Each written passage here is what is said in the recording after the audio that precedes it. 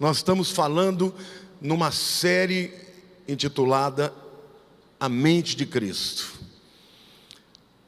E é muito importante nós termos uma mente saudável, uma mente sarada, né?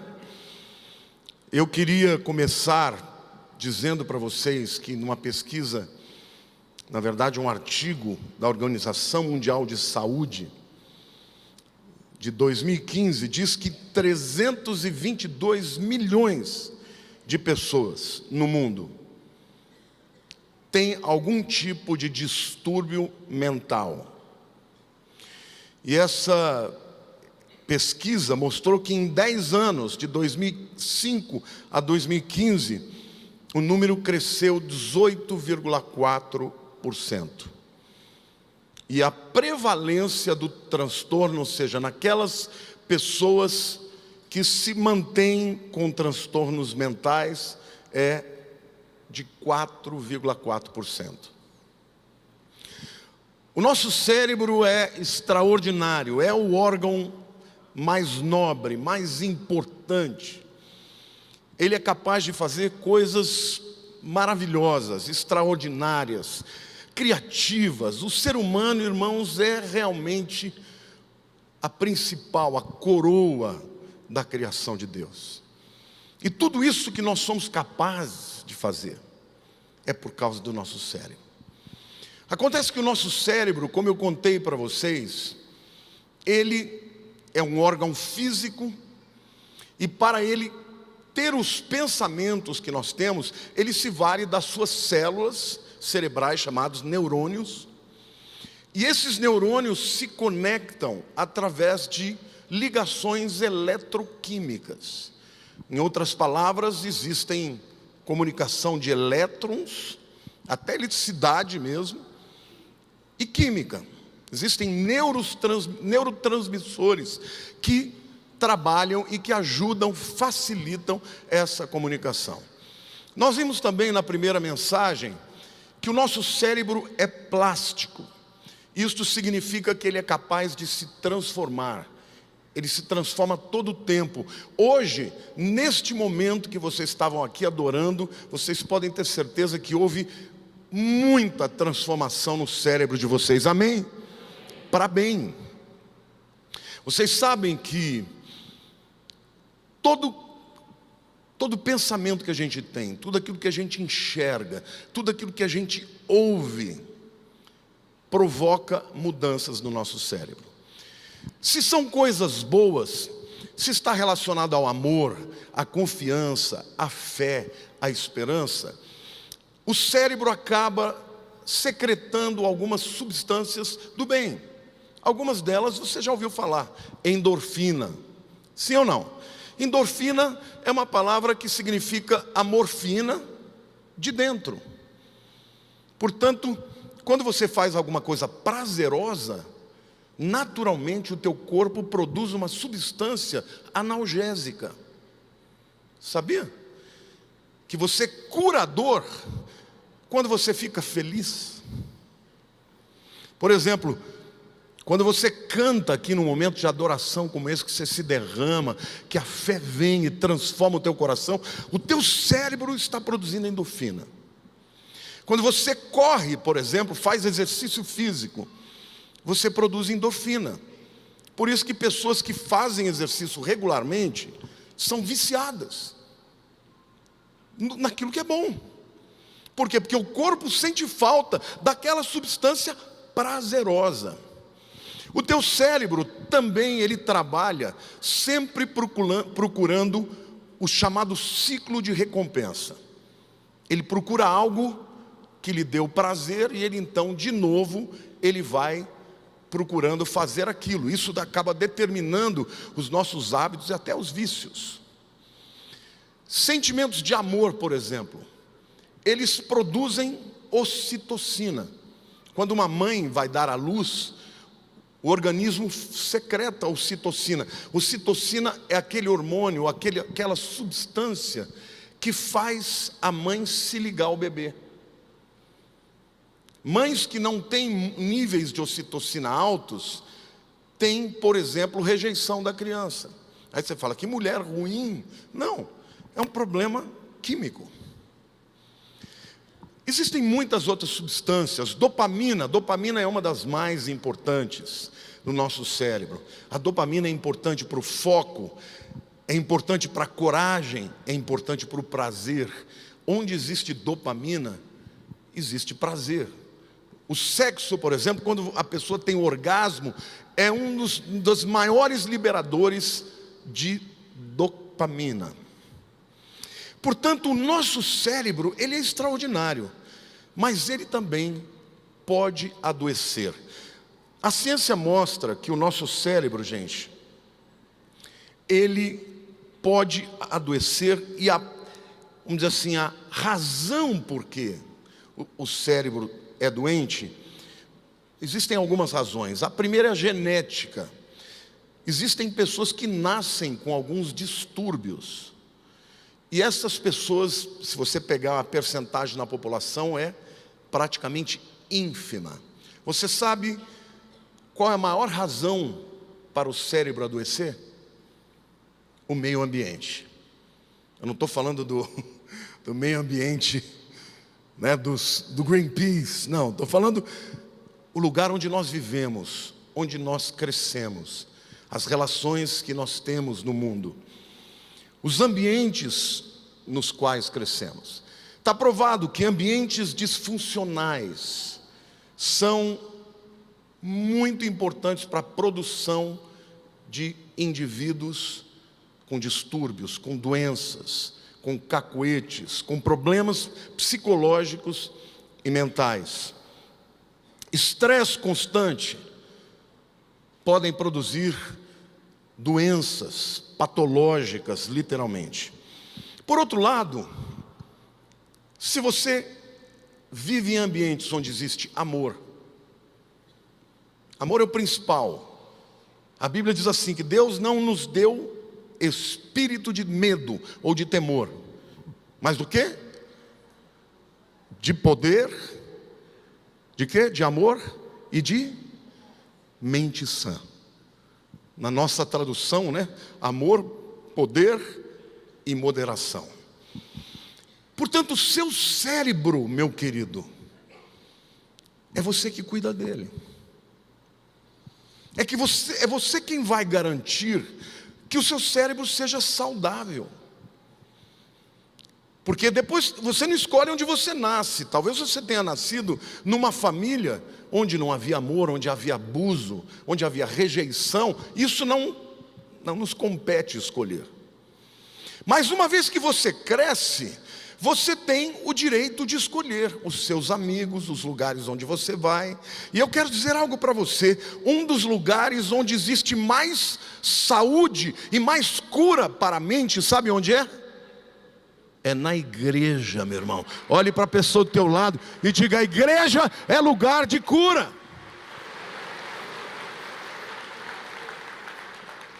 Por quê, meu querido? Por uma razão simples. João 8,36 diz assim: se pois o Filho vos libertar, verdadeiramente sereis livres. E a liberdade que o Evangelho dá, ela é física, ela é mental e ela é espiritual.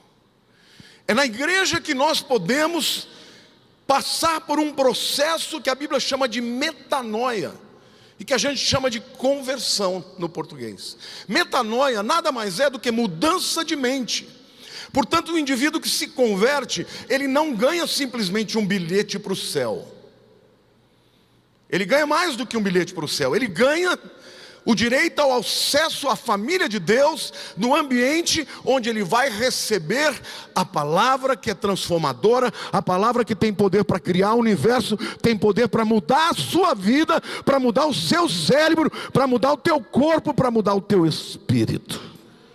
Amém, irmãos? Eu não acredito em conversão que seja meramente o levantar da mão e dizer o sim. Isto é o primeiro passo de uma vida inteira. Diga para a pessoa do teu lado: você vai se converter a vida inteira. E quanto mais convertido se tornar, mais livre vai ser, porque foi para a liberdade que Cristo Jesus morreu por nós. Amém, irmãos? Glória a Deus. Portanto, uma mente saudável é uma mente livre. Livre de traumas, livre de medos, livre de culpas, livre de vícios. Uma mente livre é o que Deus quer que você tenha. E na mensagem de hoje, o título é a mente de Cristo ou mente livre. Mente de Cristo é a série e mente livre é o tema da mensagem de hoje. Amém? Quantos aqui querem ser livres? Liberdade se conquista com responsabilidade. Liberdade não é só o direito de você fazer o que você quer, porque muitas vezes uma mente cativa, uma mente presa em vícios, em temores, em distúrbios, ela não faz do indivíduo livre. O indivíduo livre é aquele que pode dizer não para qualquer coisa e pode dizer sim para qualquer coisa. Amém? Eu quero começar fazendo um diagnóstico aqui. Já que nós estamos dizendo que o Evangelho é um Evangelho de transformação, de metanoia. Se você não está sendo confrontado, se você não está sendo transformado, se constantemente o Espírito de Deus não está produzindo em você arrependimento, metanoia, transformação, então, meu querido, isso é um diagnóstico, uma evidência de que a tua mente precisa de cura.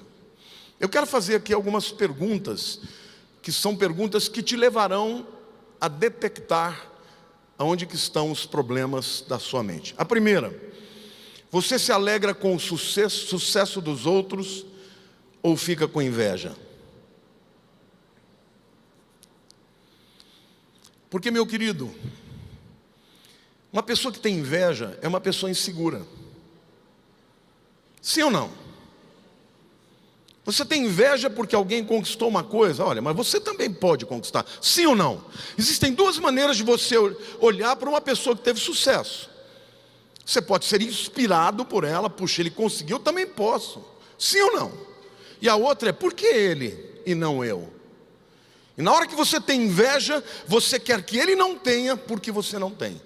Isso é uma evidência de uma mente que está doente. Segunda pergunta: você ora por quem te feriu ou quer dar o troco? Estou ouvindo uns burburinhos aí.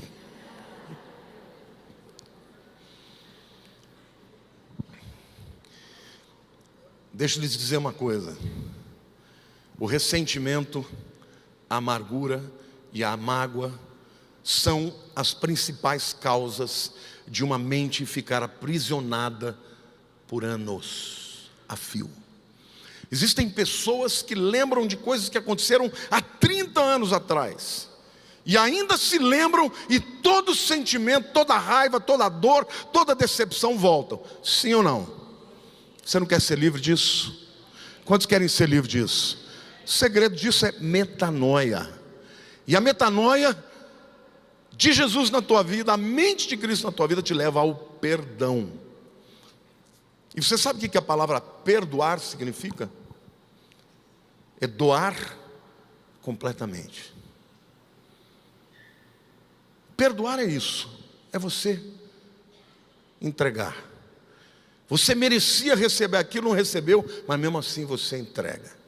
Você se entrega, você perdoa, você libera. Quem perdoa fica livre. Quem não perdoa está amarrado à lembrança, àquela pessoa. Existem muitas pessoas que deixam de ter vida e felicidade porque estão amarradas e presas a lembranças do passado. Jesus quer que você seja livre, amém? Terceira pergunta: você aceita a vontade de Deus ou fica amargurado com Ele? Porque quando a gente ora, meu irmão, tem 3 coisas que Deus pode falar: sim, não e espera. Sim ou não? Sim ou não, irmãos? E se ele disser não? Espera não, porque às vezes é não. Ai, pastor, ora. Uma vez uma mulher veio no meu gabinete: pastor, ora para que aquele homem que eu amo largue da mulher dele e venha casar comigo. Essa é uma pergunta que é não.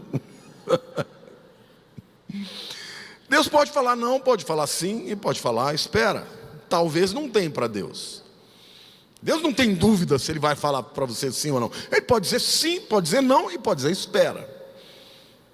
Então, como é que você fica? Amargurado ou diz glória a Deus? Você tem um coração humilde ou luta por posição? Quando alguém é promovido no teu lugar, você fala, ele merecia mais do que eu? Ou você fala, isso aí foi porque ele puxa o saco do chefe? Sim ou não?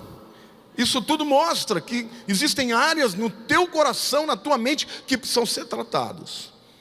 Você ama ou odeia o seu inimigo?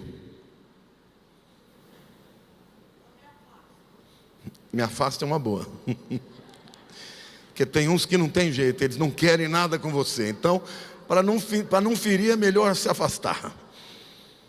Você tem ira ou paz no coração? Porque gente irada é gente doente.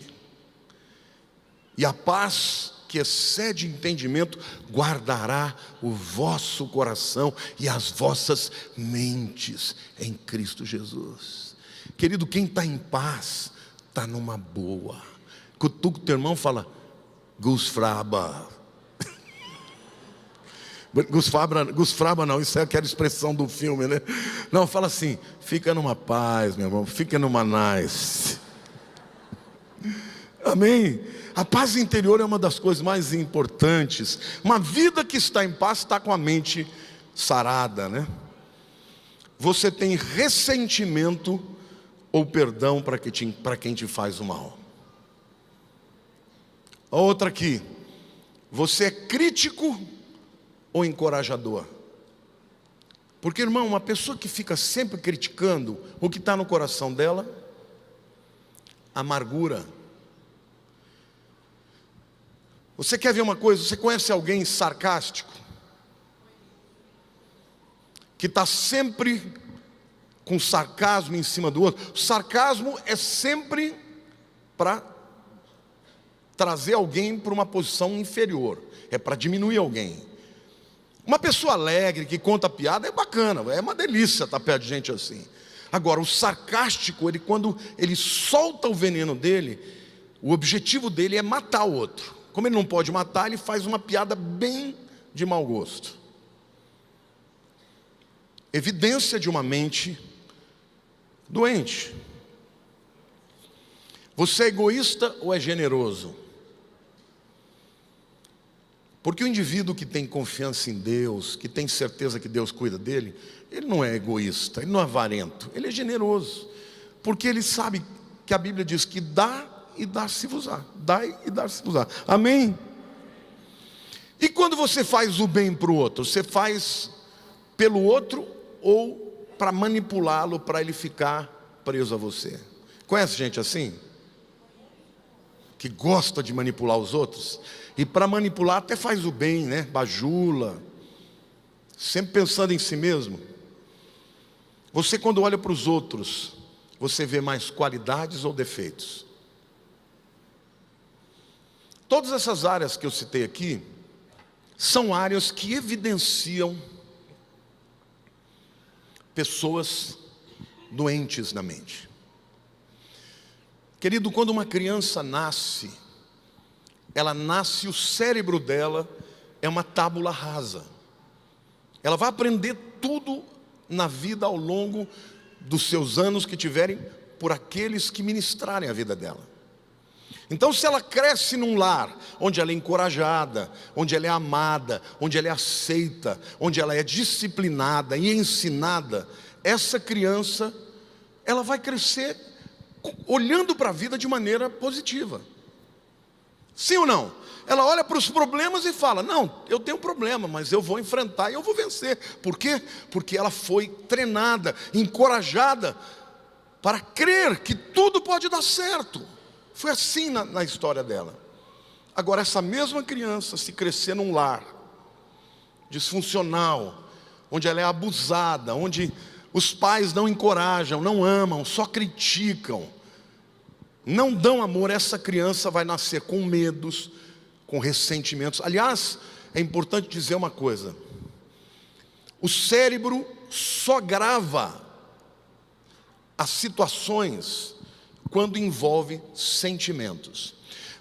Eu me lembro que na época do cursinho, né, eu fiz um cursinho junto com o terceiro colegial. E eu me lembro que eu tinha um professor que toda vez que ele ia contar uma fórmula, ele cantava uma música. E ele cantava música, contava historinha, você decorava a fórmula por causa que você gostava da musiquinha. Porque o seu cérebro, para construir as memórias de longo prazo, ele precisa de sentimentos. Aquilo que você não tem sentimentos, você esquece no dia seguinte. Mas um evento, uma circunstância que gerou em você muita alegria, ou muita dor, ou muita tristeza, isso vai te atormentar por anos a fio. Diga para a pessoa ao teu lado: você precisa de metanoia. Jesus tinha uma mente livre, e Ele quer que nós tenhamos uma mente livre de todas essas coisas. Amém? Em segundo lugar, eu queria falar de algumas áreas que nos aprisionam. E eu quero dividir esse tópico das áreas que nos aprisionam em duas partes. A primeira delas, eu quero falar de áreas neutras. O que são áreas neutras? São áreas que podem ser boas ou mal administradas. Elas não são boas nem más em si mesmas, elas são neutras. Por exemplo, hábitos. Quantos aqui tem hábitos? Quem escova o dente todo dia? Quem escova o dente 3 vezes por dia? Quem toma banho todo dia? São hábitos, sim ou não? Hábitos são bons ou maus, depende de como você administra. Jesus tinha hábitos também, queridos. Vocês querem ver? Lá em Marcos capítulo 10, versículo 1, a Bíblia diz assim: levantando-se Jesus, foi dali para o território da Judéia, além do Jordão. E outras vezes as multidões se reuniram junto a ele. E de novo, veja a constância, né? Ele as ensinava segundo o seu costume, hábito. Jesus tinha o hábito de ensinar as pessoas. É um bom hábito ou não? Então não tem nada de mal. Se Jesus tinha hábitos, você pode ter também. Aliás, os bons hábitos, eles são adquiridos na casa. É o pai, a mãe que ensina o filho a escovar o dente, que ensina o filho a fazer tarefa, que ensina o filho tudo aquilo que ele tem que ter na sua vida como hábito, a respeitar os outros e daí por diante. Em Lucas capítulo 4, versículo 16, diz assim: indo para Nazaré, onde foi criado, entrou num sábado na sinagoga, segundo o seu costume, e levantou-se para ler. Jesus tinha o costume de ir na sinagoga. Então, se era bom para Jesus, é bom para você. Sim ou não? Quantos aqui têm o hábito de vir à igreja? Sabe o que os cientistas dizem, irmãos? Que para uma coisa se tornar um hábito na vida, você tem que repetir 21 vezes. 21 vezes. Se você fizer algo durante todos os dias, por 21 dias, você adquiriu o hábito. Vai ver que é por isso que eu nunca adquiri o hábito de correr. Eu já comecei várias vezes. Vou começar a caminhar toda vez. Caminho umas 4. Na quinta eu já dou uma desculpa. Não deu para virar um hábito ainda, irmãos. Pior que agora eu já sei, né? Falei para o Cícero essa semana: Cícero, nós vamos agora andar 3 vezes por semana. Anota aí e me cobra, tá? Porque tem que ser 21 pelo menos. Você, para criar um hábito, você tem que ter regularidade. Eu quero dizer, um dos hábitos mais saudáveis que você pode ter é ir à casa do Senhor. Quando você tem o hábito de ir à igreja, você sente falta.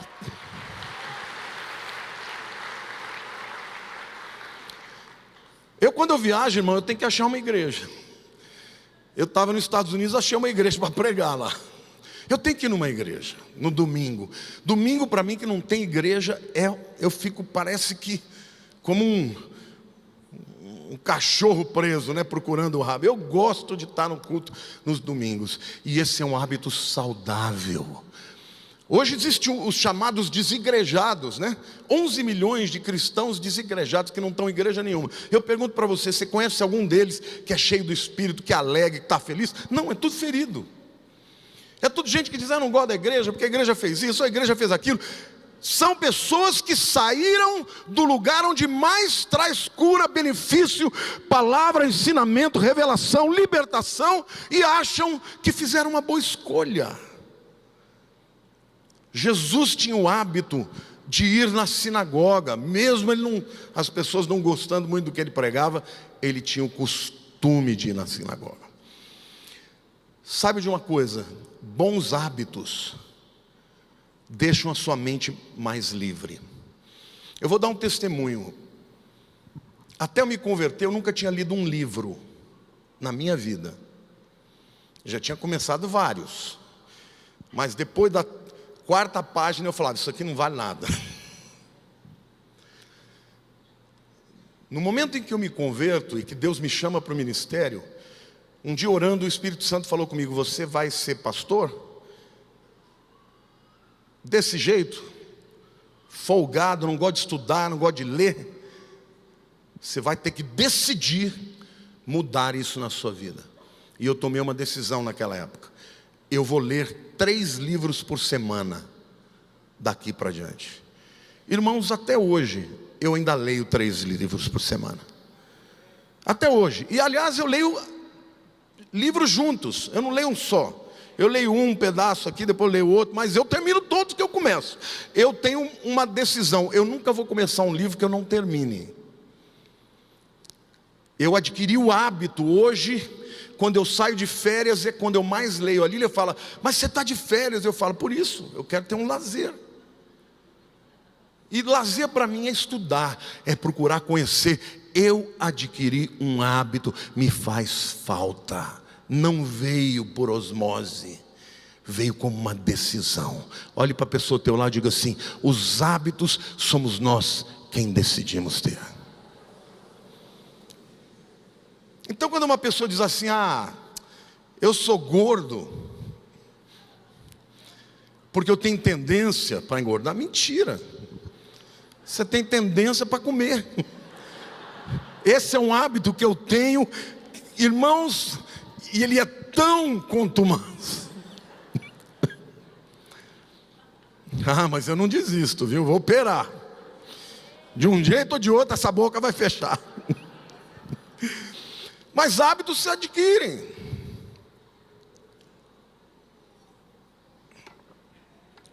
Até comida se torna um hábito, e um hábito mau é um vício. Por exemplo, quantos gostam de comer salada? Fala a verdade. Não, fala a verdade para mim. Gente, folha não tem gosto. Alface não tem gosto. Agora, quantos gostam de comer picanha? Esse eu senti firmeza. Aê, salada.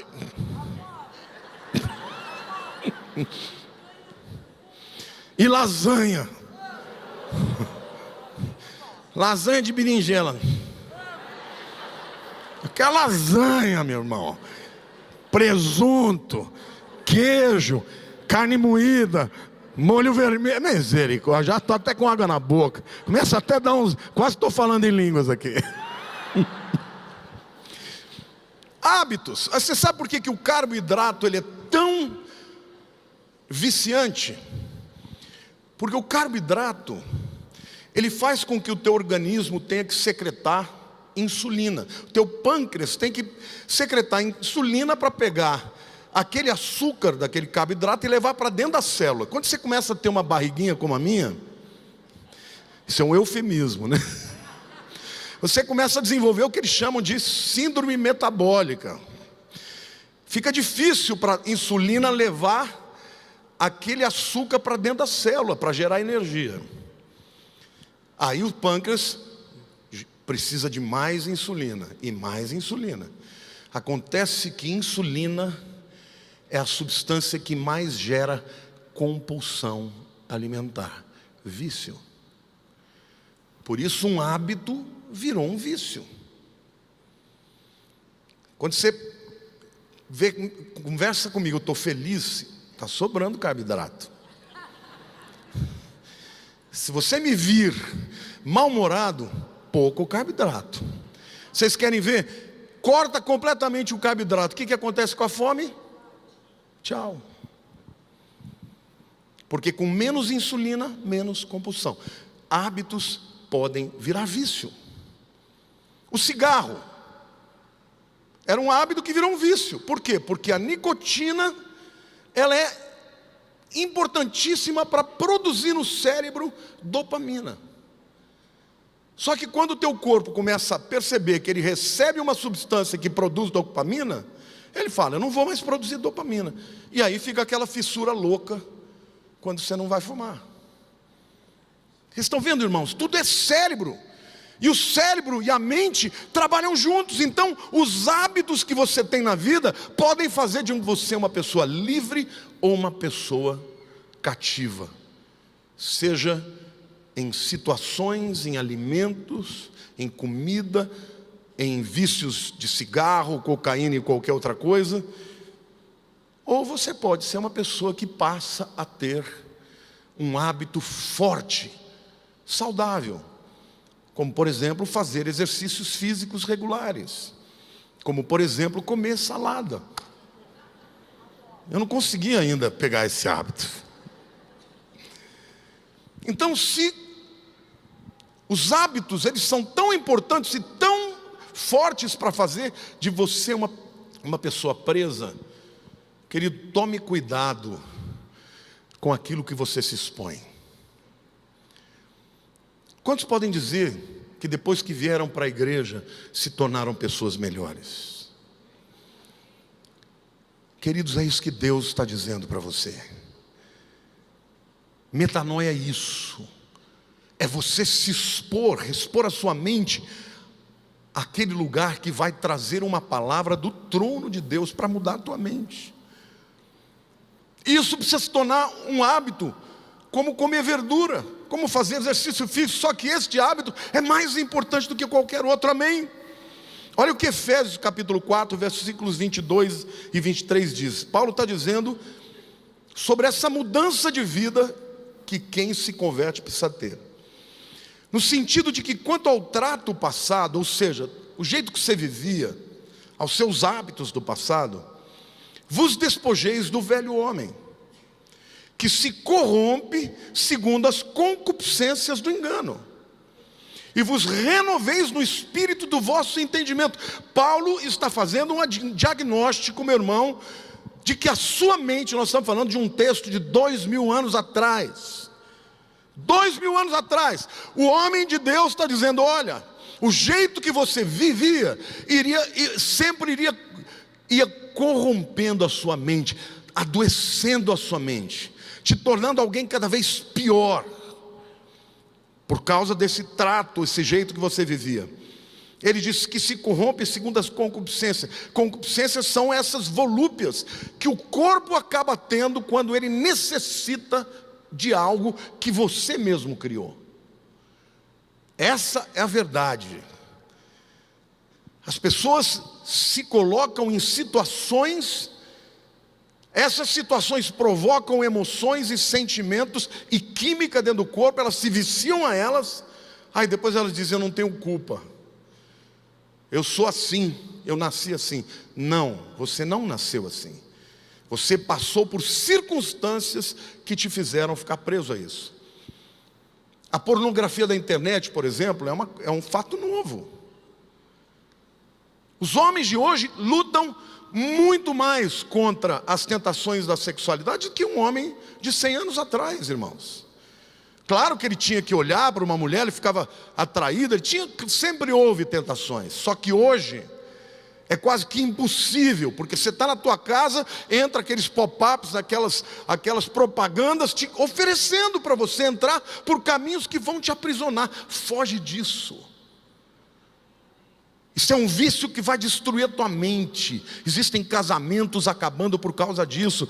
Pessoas que não conseguem mais ter um relacionamento sexual saudável com a esposa. Por quê? Porque estão viciados em coisas que vêm na internet. E a Bíblia diz: vos despojais do velho homem.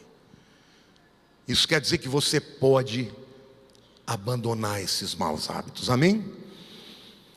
Uma segunda coisa que também é neutra, mas que pode ser para o bem ou para o mal, são os relacionamentos. Você sabia que os relacionamentos são o maior instrumento de influência na nossa mente? Conhece o ditado: dize-me com quem andas e eu direi quem tu és. Isso não é Bíblia. É um ditado popular, muito sábio, por sinal. Quando você anda com uma pessoa fofoqueira, você vai virar fofoqueiro. Se você anda com uma pessoa maledicente, você vai virar maledicente. Se você anda com uma pessoa adúltera, você vai acabar caindo em adultério. Por quê? Porque as pessoas influenciam outras pessoas. Jesus tinha relacionamentos saudáveis. Ele era amigo de Marta, de Maria, de Lázaro. Ele tinha relacionamento com os seus discípulos e ele vivia intensamente os seus relacionamentos. Mas relacionamentos que são coisas maravilhosas, porque nós fomos criados para sermos seres gregários.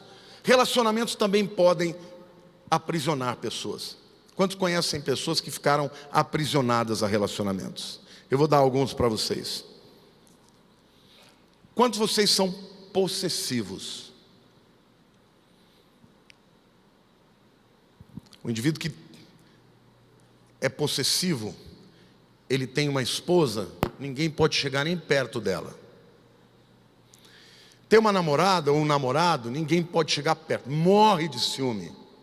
Sim ou não? Querido, o verdadeiro amor deixa a pessoa livre. Deus não te criou para você ter ninguém. Você pode pertencer a alguém, mas não ter ninguém. Porque esse relacionamento de posse aprisiona o outro e assim é a pessoa mesma. Competitividade. Quantos aqui são competitivos? Isso é um defeito ou uma qualidade? É uma qualidade ou um defeito, irmãos? Querido, só tem um lugar onde a competição é boa: no jogo.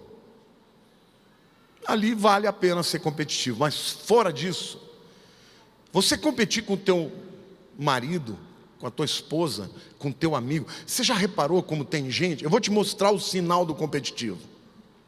Se você falou para mim desse jeito, é porque você gosta de uma competiçãozinha. Por exemplo, o Ramon pregou bem pra caramba, eu amei, fiquei lá, fui super abençoado, chorei junto, fala de Jesus, eu choro mesmo. Algumas pessoas chegaram para mim: pastor, já te superou.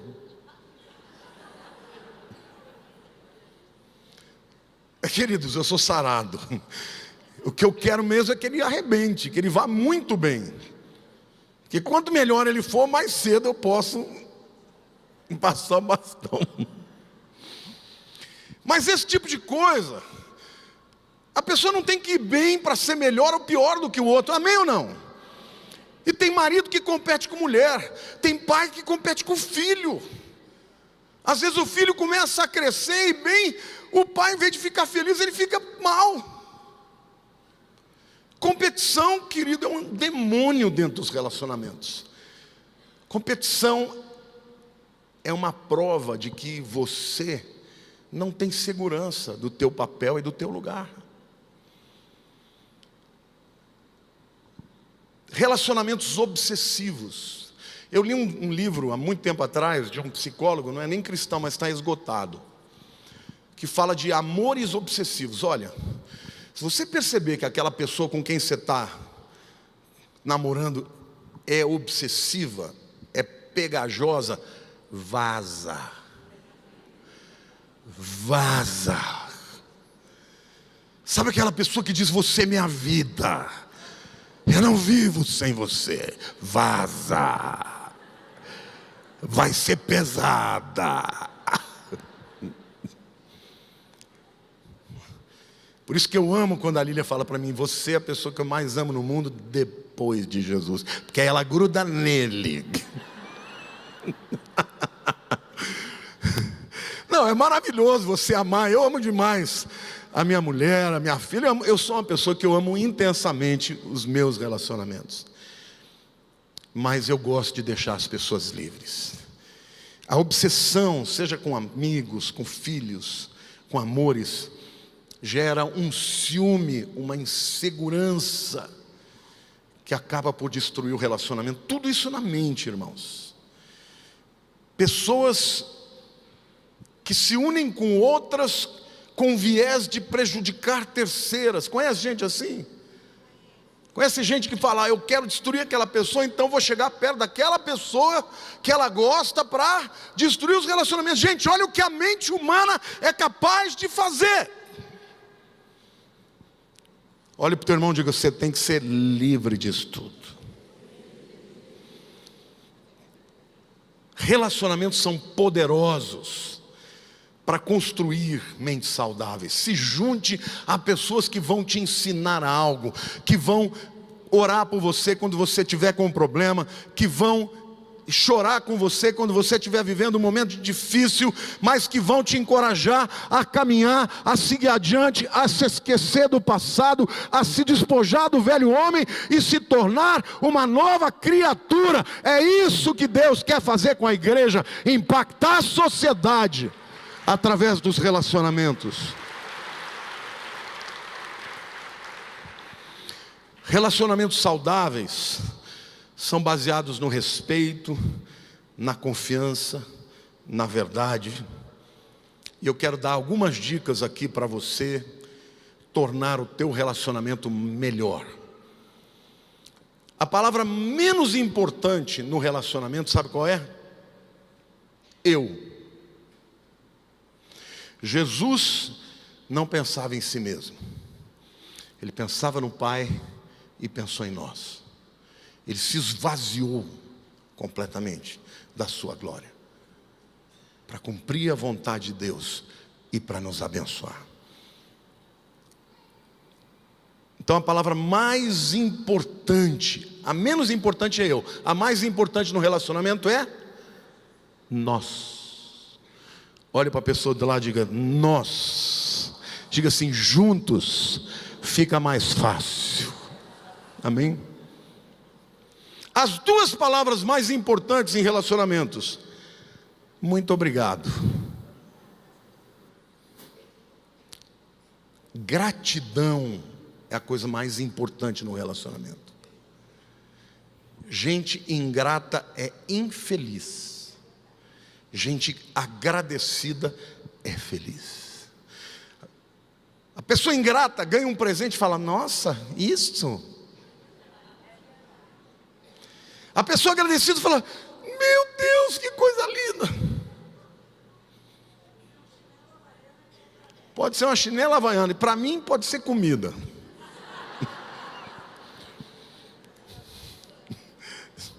Chocolate. Pode ser uma pizza, uma picanha, uma mussarela de búfala. Estou brincando, gente, não me mande comida não. As três palavras mais importantes: tudo é perdoável. Você vê um relacionamento de amigos de longo prazo, você pode ter certeza, essas pessoas sabem perdoar, porque ninguém é perfeito. Você vê um casamento de longo prazo, você pode ter certeza, essas pessoas aprenderam a perdoar. Porque um casamento de longo prazo, tirando da Dona Pina, que é uma exceção, as pessoas acabam se ferindo. Eu não sei, acho que o seu Oswaldo era um santo, né? Ela também é uma santinha, então ali não devia ter. Mas casamentos em geral, as pessoas brigam, sim ou não? Quem aqui está casado há mais de 20 anos? Já brigou muito? Mas é melhor serem dois do que um, porque o cordão de 3 dobras não se parte facilmente. Querido, se você quer viver com pessoas num relacionamento duradouro, tem que ser capaz de perdoar. Amém? Tem gente que fala, não esqueço, vou morrer sem esquecer, azar o teu. Eu perdoo. Querido, eu posso dizer uma coisa para você, eu não tenho ninguém nesse mundo inteiro de quem eu tenho mágoa. Estou falando diante de Deus. Eu não tenho mágoa de ninguém nessa vida. Não tem ninguém nessa vida. E olha que tem umas par de gente aí que gosta de me fazer mal. Mas eu não tenho. Eu sou livre. Porque toda vez que eu vejo alguém fazendo algo para mim, eu falo, Senhor, eu já fiz coisas piores para ti, e o Senhor me perdoa. Eu falo para Deus, Senhor, me trata do jeito que eu trato as pessoas que me ferem. E sabe como Ele me trata? Com graça. Porque eu tenho graça para com as pessoas. Quantos querem ser livres? Hoje Deus quer te libertar de ressentimentos, de lembranças ruins do passado. Deixa que passou, passou, já enterrou. Segue adiante. As 4 palavras mais importantes no relacionamento. Qual é a sua opinião? Um relacionamento precisa considerar o que o outro sente e o que o outro pensa. E as 5 palavras mais importantes. Você fez um grande trabalho. Reconheça, valorize o outro, não só critique. Amém? O terceiro aspecto que pode ser bom ou ruim, ambição. Quantos aqui têm ambição? Os outros não têm? Jesus também tinha ambições, mas boas ambições. João 4,34 diz assim, disse-lhe Jesus, a minha comida consiste em fazer a vontade daquele que me enviou, realizar a sua obra. Uma pessoa sem ambições não progride. Você tem que ter ambições, mas essas ambições têm que ser boas, porque elas de alguma maneira vão te levar a crescer, e no seu crescimento outras pessoas podem ser abençoadas. Amém? Agora, pessoas que têm só ambição de dinheiro vão ser escravos de Mamon. É um espírito que domina o mundo. Se você tem ambição de poder humano, você vai ser escravo do sistema e vai se corromper. A pessoa que chega no poder e quer o poder pelo poder, ela faz qualquer coisa para manter no poder. Essa é a história dos políticos no Brasil e no mundo. Se você tem ambição de prestígio ou fama, isso pode te levar a perder a simplicidade, perder a alegria nas pequenas coisas. Se você quer mesmo é buscar o status, isso vai fazer você corromper os seus princípios. Tenha boas ambições. E qual é o segredo de você saber se a tua ambição é boa? Isso vai trazer glória para Deus? Sim ou não?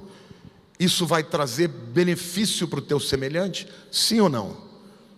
Quantos aqui querem melhorar financeiramente na sua vida? Essa é uma boa ambição, mas para quê?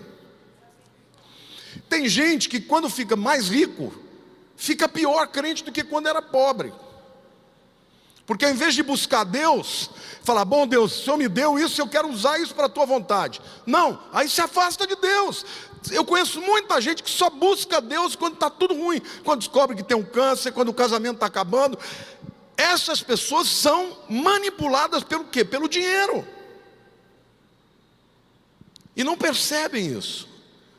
Então, cuidado. Salomão, o homem mais sábio do mundo, diz, Senhor, não me dê tão pouco para que eu não me revolte contra ti, e não me dê tanto para que eu não me afaste de ti. O quanto que você vai ter depende de duas coisas. Primeiro, da tua disposição de trabalhar para buscar aquilo. Segundo lugar, do quanto aquilo vai ser bom para a tua vida ou pior. Deus jamais vai dar dinheiro ou riqueza para uma pessoa que não está pronta para isso. Agora, mamão dá, porque tem gente que não vale nada e está ganhando dinheiro, mas claro, está ficando mais preso ainda. Então, existem inúmeros elementos que podem nos aprisionar. O segredo aqui é você sempre pedir a Deus que te dê a mente de Cristo. Agora, existem algumas áreas que são totalmente prejudiciais, que geram cadeias. Por exemplo, preconceito. Quem aqui é preconceituoso? Vou ler um texto em 2 Reis,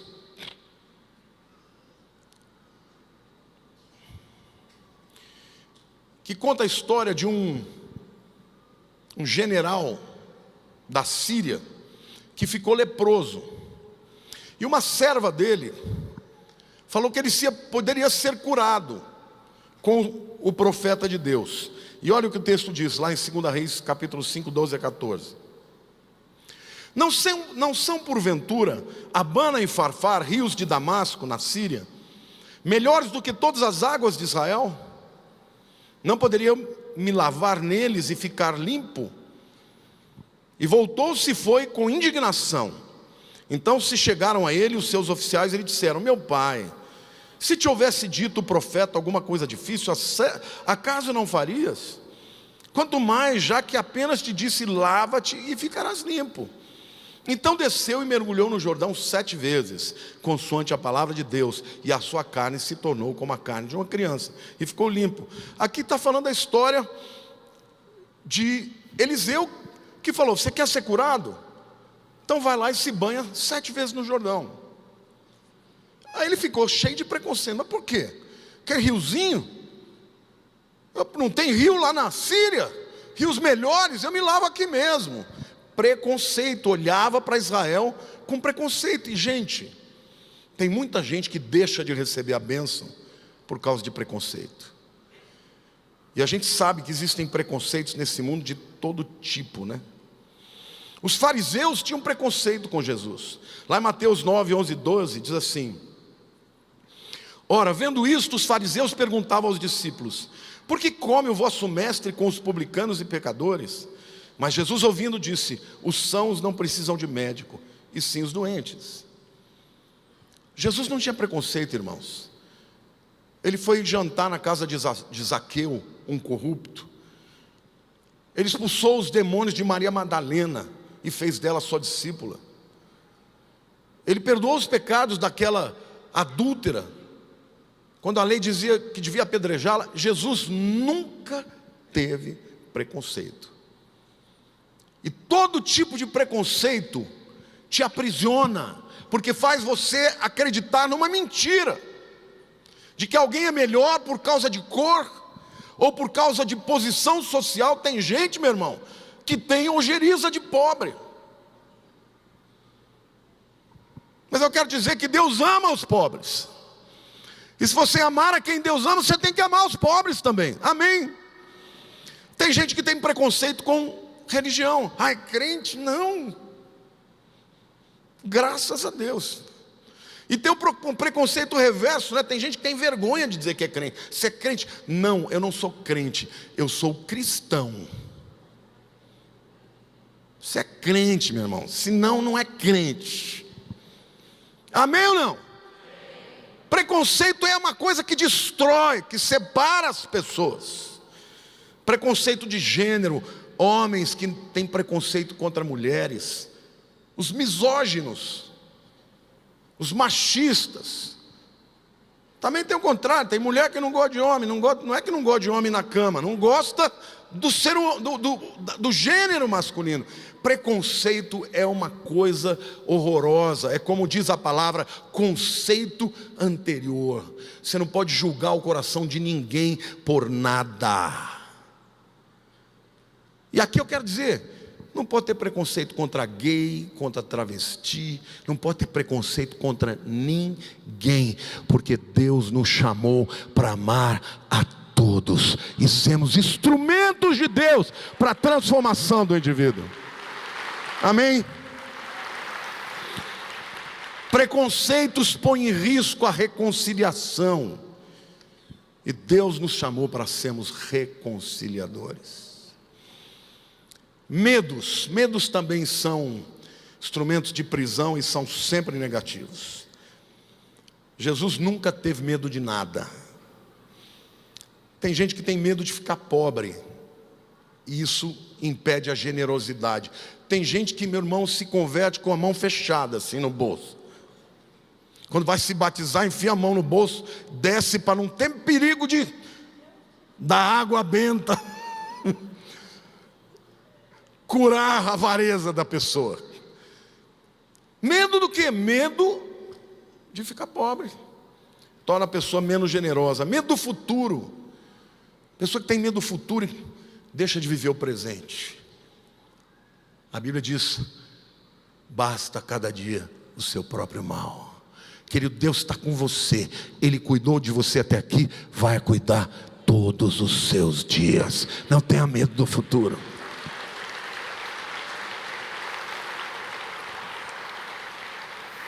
Medo de morrer. Olhe para o teu irmão e diga: você vai morrer. Só tem uma chance de você não morrer: o arrebatamento da igreja acontecer na tua tempo. Amém? Essa é a minha esperança, irmãos. Como dizia o Jô Soares, eu não tenho medo de morrer, eu só tenho horror de deixar essa vida. É a mesma coisa, né? Medo de ficar sozinho. Tem gente que tem medo de ficar sozinho, e por ter medo de ficar sozinho, se une a cada tranqueira. O mundo fala: não se junta com essa pessoa que ela não vale nada. Ai não, mas foi que apareceu. Não, meu irmão, não apareceu coisa melhor, sai fora. Você não precisa de casar para você ser feliz, amém? Eu queria dizer para vocês que também existem fraquezas que aprisionam. Tentações, medo de falar em público, medo do novo. Existem áreas que Satanás usa para aprisionar a sua mente. A Bíblia diz que ele lança dardos à distância para destruir a sua mente. O apóstolo Paulo, no Efésios 6, ele fala sobre a nossa armadura. Nós devemos colocar a armadura, capacete da salvação, para que possamos segurar o escudo da fé, para poder barrar os dardos inflamados do maligno. Feridas. Quantos aqui têm feridas do passado? Só vocês? Agora de verdade. Essa é uma das áreas que mais aprisionam as pessoas. Experiência de fracasso emocional. Fracasso na vida, você perdeu, teve uma bancarrota, aí você fica achando que tudo que você fizer vai dar errado de novo. Mágoas que aprisionam pessoas, impedem a pessoa de seguir adiante. Situações de estresse, de trauma, impedem que pessoas se relacionem livremente. Deixa eu dizer uma coisa para vocês. Eu comecei lendo um texto que diz: se pois o Filho vos libertar, verdadeiramente sereis livres. Se pois o Filho vos libertar, verdadeiramente sereis livres. O diabo quer que você acredite que você pode viver e conviver por resto da vida com isso, mas aqui está o Senhor dizendo para você hoje, através de mim: Deus pode te libertar desta mágoa, deste trauma, deste medo, desta dor. Ele quer que você seja livre. Amém, igreja? Glória a Deus!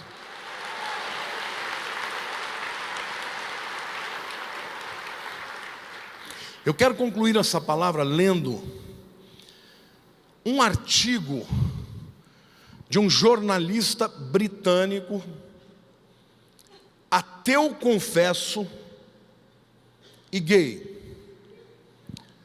Este homem escreve no jornal Times, britânico, né? O nome dele é Matthew Parris. Você depois pesquisa, tem na internet. Ele escreveu um artigo para falar da impressão que ele teve quando ele voltou para a África. Ele foi criado na África. E depois ele vai embora da África. E 45 anos depois ele volta na África. E aí então ele encontra na África a África depois do cristianismo e do evangelho. E ele escreve um artigo, irmãos, um ateu, um camarada que tinha todas as razões do mundo para pichar o cristianismo. E ele escreve um artigo para falar de como toda a fé que ele tinha de que Deus não existe estava sendo abalada por causa dessa experiência. Se eu traduzir o artigo, eu vou ler para vocês.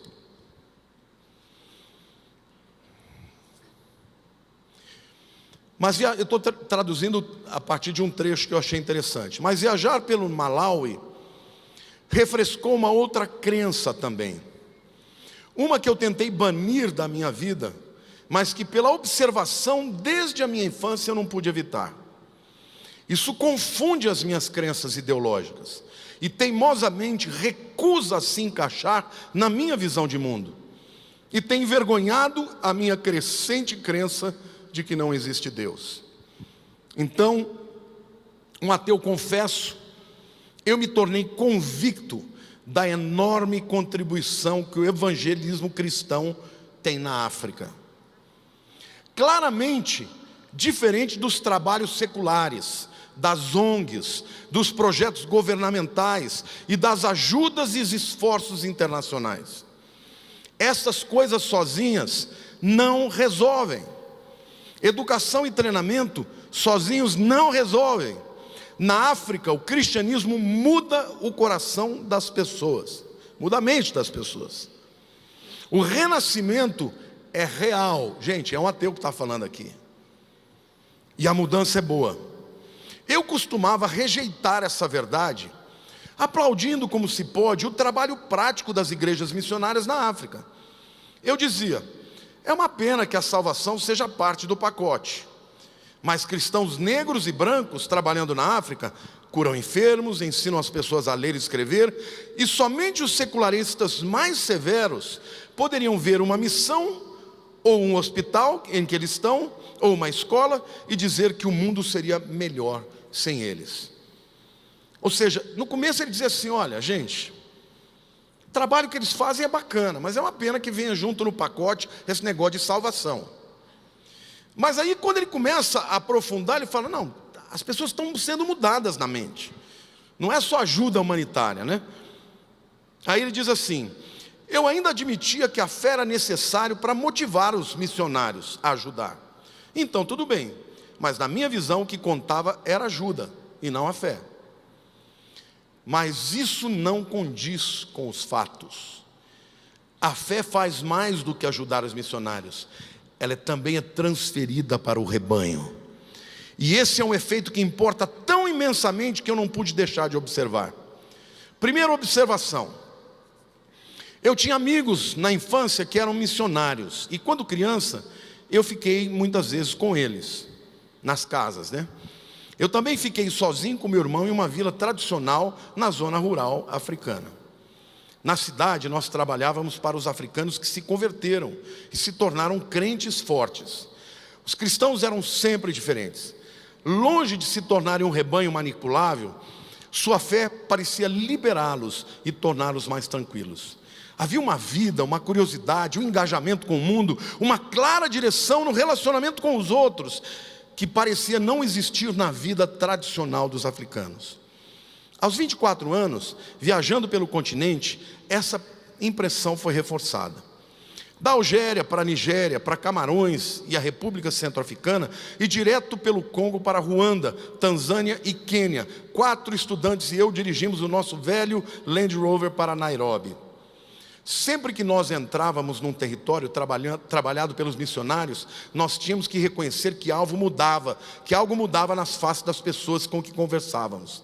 Alguma coisa em seus olhos, a maneira que eles falavam conosco diretamente, homem a homem, sem olhar para baixo ou para longe. De alguma maneira, eles estavam mais abertos. Essa vez no Malawi, foi a mesma coisa. Eu não conheci nenhum missionário. Você não encontra missionários nos saguões dos hotéis caros, discutindo como resolver documentos estratégicos, como acontece nas grandes ONGs. Ao invés disso, eu percebi que havia um grupo impressionante de africanos, a maioria do Zimbábue, de uma missão chamada Pump AIDS, que ajudava a fazer poços, E secretamente eram cristãos fervorosos. Privadamente, porque o trabalho de ajuda é inteiramente secular. E nunca ouvi que qualquer um desses estivesse mencionando suas religiões enquanto trabalhavam. Mas eu percebi as referências cristãs nas conversas que tinham uns com os outros. Eu percebi que um deles estava estudando um texto devocional no seu carro. Outro saiu de madrugada para a igreja no domingo para participar de um culto. Isso me convenceu que aquela honestidade, diligência e otimismo em seu trabalho não podia estar desconectado da sua fé. Seu trabalho era secular, mas certamente afetado por aquilo que eles eram. E o que eles eram foi afetado pelo conceito que tinham de qual papel o homem tem no universo, conceito esse que o cristianismo lhes ensinou. Tremendo, né, irmãos?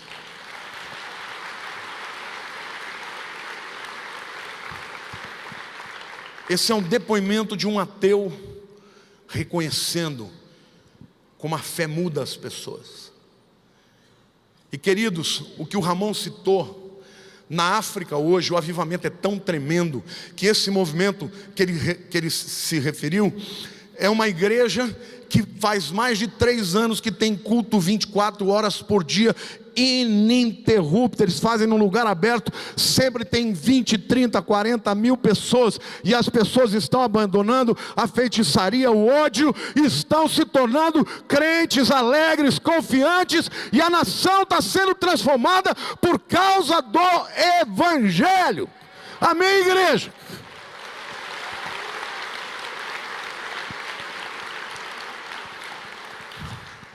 Deixa eu lhes dizer algo.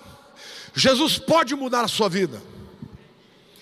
O Evangelho é isso, é simples, é conversão, é metanoia, é mudança de vida. Eu era assim, já não sou mais. Eu cria de um jeito, agora eu creio de outro. E onde está o Evangelho, existe esperança, existe fé. E Deus quer mudar a tua maneira de entender o mundo.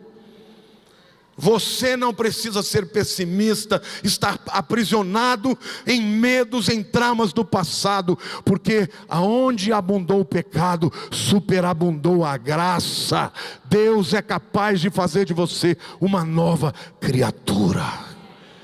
E esse processo acontece, meu amado, a vida inteira. Metanoia. Você precisa crer que Deus quer fazer de você uma pessoa livre. Hoje a ciência já reconhece que pessoas que creem curam mais facilmente das suas doenças. Sabe, gente, a mente, quando ela é alimentada por coisas boas, até sem Deus pode haver cura. Existem pessoas que recebem curas através de processos mentais, de reprogramar a sua mente. Agora imagine com o poder de Deus. Imagine você tendo a palavra de Deus, que é poder para criar, para destruir e para levantar. Amém? Deus pode fazer você ser uma pessoa diferente, curada, feliz, cheia de esperança.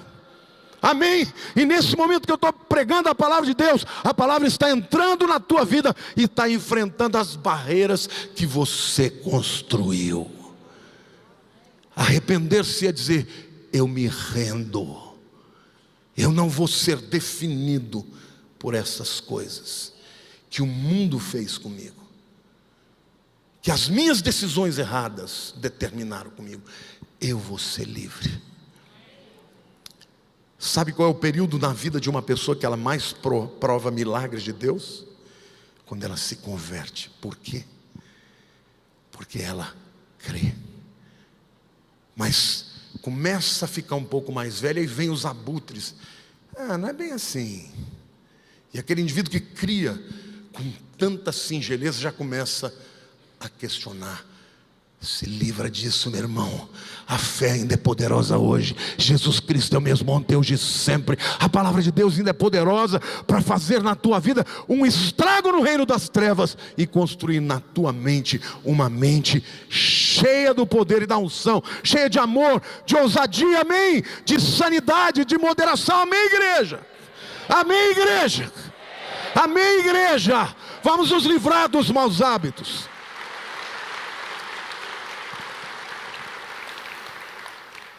Feche os seus olhos.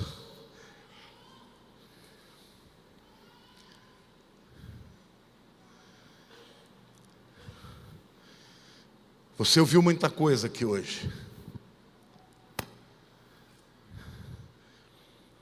Jesus disse: passarão os céus e a terra, mas as minhas palavras permanecerão.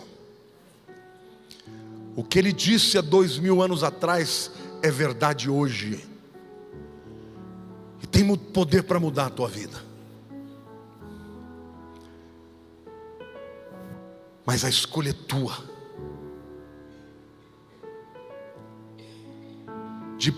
Depositar suas armas,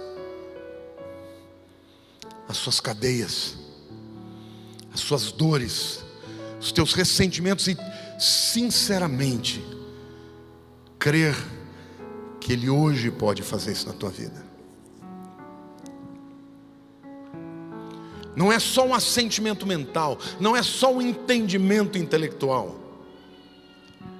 É o poder de Deus para salvar, primeiramente ao judeu, depois o grego, o gentio, a todo o que crê. E hoje você recebeu palavras do alto. Hoje você compreendeu um pouco mais como Satanás te aprisiona, como ele usa da química do teu cérebro para te aprisionar. Mas hoje eu estou aqui para te dizer que a palavra de Deus pode mudar a química do teu cérebro. No lugar daquilo que te aprisiona, o amor de Deus vai trazer para você tudo aquilo que você necessita. E vai te libertar física, emocional e espiritualmente. Gente, eu cresci. Se tinha algo no meu coração que era muito forte antes de Jesus, era o ódio. Eu me lembro, eu entrei com 5 anos no primeiro ano. Eu me lembro que eu era sempre um ano mais novo que todos os meus amigos. Mas eu me lembro que na 4ª série, irmãos, eu entrei com 8 anos de idade na 4ª série. Terminei com 9 anos. Eu me lembro um menino dessa idade dizendo com 8 anos de idade: esse ano eu vou brigar todos os dias. Eu jurei para mim mesmo que eu ia brigar todo dia. E eu entrava, ficava procurando assim, falava: hoje é aquele. Todos os dias eu ia para a diretoria. O diretor, no final do ano, chamou minha mãe e falou assim: eu vou expulsar esse menino porque ele não é corrigível. A minha mãe falou: eu vou cortar meus pulsos. Se você não matricular meu filho na admissão, eu corto meus pulsos. Eu cresci assim, irmãos, com ódio do mundo. No dia da minha conversão, o amor entrou na minha vida. E Jesus entrou na minha vida e fez de mim uma pessoa que ama meu semelhante, mas que ama a Deus em primeiro lugar. O que mudou a minha vida, irmãos, foi o amor de Deus. E nesse mundo aí fora, tem pessoas que estão vivendo como eu era, rodeando, matando, justificando seus atos de brutalidade e violência com o desamor que tiveram. Então o mundo não precisa de uma religião, o mundo precisa da cura, que é o amor de Jesus ao nosso semelhante. Se Deus não puder curar você, porque você não deixa, Ele vai ter que usar mais alguém, não você, porque Ele vai fazer a obra, com você ou sem você. Quantos aqui querem ser curados de toda e qualquer cadeia na sua vida e querem ser usados para proclamar o amor de Jesus? Porque é isso que Deus quer fazer. Aquele ateu, um jornalista inteligente, não podia ser convencido por ideologia, mas ele pôde ser convencido pelas vidas com quem ele conviveu. Ele se lembrou que quando ele ia para a casa dos amigos, que eram missionários, era diferente da sua casa. Ele se lembrou que nos lugares que ele vivia, onde havia o evangelho sendo pregado e os missionários, havia alegria e transformação. E ele disse: não é somente fazer obra social, não é como as ONGs fazem, é a transformação do coração das pessoas. Deus quer fazer isso na tua vida. Deus quer hoje tirar toda a tristeza, todo abatimento, querido, toda a depressão. Deus quer fazer de você alguém alegre, feliz, cheio de esperança. Alguém para quem o mundo vai olhar e dizer: eu estou vendo algo na tua vida. Esse evangelho que promete só facilidades, você nunca vai ficar doente, nunca vai ter problemas, é mentira. O que o evangelho promete é que você passa pelas aflições do mundo diferentemente de quem não tem fé, porque você sabe que há um Deus no céu todo-poderoso que te ama a despeito dos seus pecados. Amém? Irmãos, sabe por que eu amo fazer o que eu faço? Porque aqui eu posso falar todos os domingos de algo que eu vivo, que Jesus fez na minha vida, e continua fazendo, e vai fazer até os últimos dias da minha vida. Amém? E Ele quer fazer com a tua vida, quer te levantar. Você não precisa ser um pastor, você só precisa ser um convertido. A tua mente tem que ser transformada.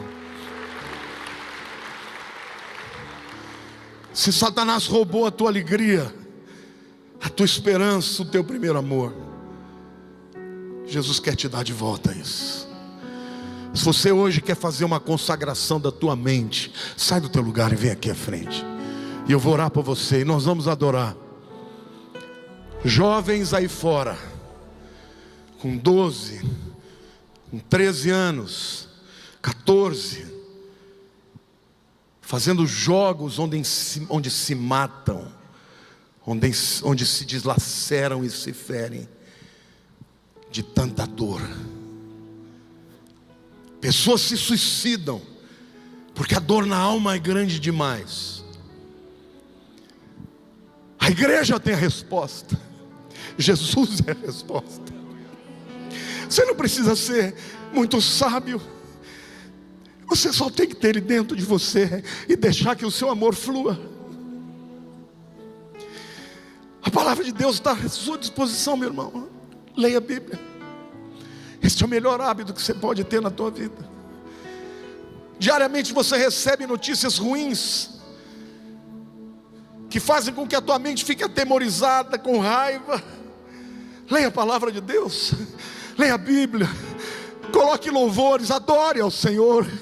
Declare hoje: Senhor, eu sei que o Senhor vai fazer algo grande na minha vida, porque o Senhor me ama. Meu querido, ainda que você tenha sido rejeitado pelos seus pais, rejeitado na vida, Ele te ama e Ele tem um propósito para a tua história. Ele quer fazer você brilhar nesse mundo. Amém, igreja? O mundo precisa da luz que está em você. Levante a mão para o céu e diga: eu sou luz do mundo, porque eu brilho a luz de Jesus. Diga: eu sou sal na terra, porque o sal preserva os alimentos. A minha vida preserva a vida. Diga: eu vou ser impactador nesse mundo, na minha família. Começa em mim, Senhor. Na minha família, eu vou ser motivo de impacto. Os incrédulos vão ver em mim, mais do que uma religião, uma transformação. Amém. Amém, queridos. Deus vai fazer isso na tua história.